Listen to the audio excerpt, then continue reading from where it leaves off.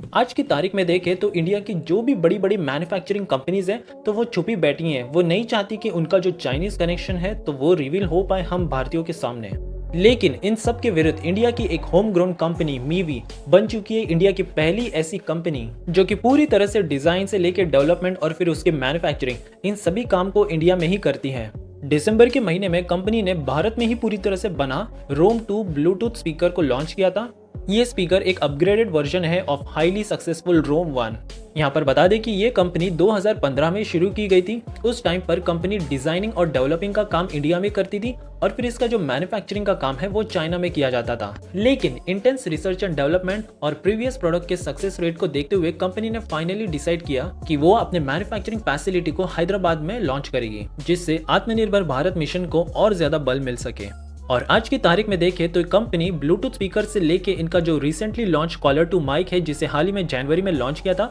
तो इन सारे प्रोडक्ट्स को मेक इन इंडिया इनिशिएटिव के तहत पूरी तरह से भारत में ही निर्मित किया जा रहा है। अब कई लोगों को लगेगा कि इसकी क्वालिटी नॉर्मल ही होगी, लेकिन आप जानकर हैरान हो जाओगे, इसमें एयरक्राफ्ट ग्रेड के एल्यूमिनियम ग्रिल्स को यूज किया गया है जो कि HD स्टेरियो साउंड प्रोवाइड करते हैं विद पावरफुल बैस। इसके साथ ही इनके प्रोडक्ट्स डस्ट प्रूफ तो है, साथ ही में they are water resistant and this is something which is really special about this company. और सबसे बड़ी बात, इस प्राइस रेंज में मीवी के अलावा वायरलेस ईयरफोन में सुपर चार्जिंग का फीचर किसी ने अभी तक प्रोवाइड नहीं किया है, जहां पर आपको 10 मिनट की चार्जिंग में 10 आवर्स का प्ले टाइम मिलता है और वहीं 40 मिनट्स की चार्जिंग में 17 आवर्स का प्ले टाइम मिलता है। तो अब कंपनी ने अपनी फुल्ली इंटीग्रेटेड मैन्युफैक्चरिंग यूनिट को तो इस्टेब्लिश कर ही लिया इन हैदराबाद, और कंपनी का कहना है कि अगर रिस्पॉन्स अच्छा आता है तो आने वाले समय में इनके सारे प्रोडक्ट्स मेड इन इंडिया होंगे। अभी भी कुछ ऐसे प्रोडक्ट्स है जैसे कि PCBs हो गया, जिसे अगर आप ढूंढने जाओ तो पूरे इंडिया में आपको कहीं भी नहीं मिलेंगे एक्सेप्ट चाइना। लेकिन पूरे मैन्युफैक्चरिंग प्रोसेस में इसका कंट्रीब्यूशन काफी कम है, तो अगर हम एटलीस्ट 95 to 98% भी लोकलाइजेशन कर ले तो डेफिनेटली ये हमारे मेक इन इंडिया इनिशिएटिव के लिए एक काफी सिग्निफिकेंट बूस्ट होगा।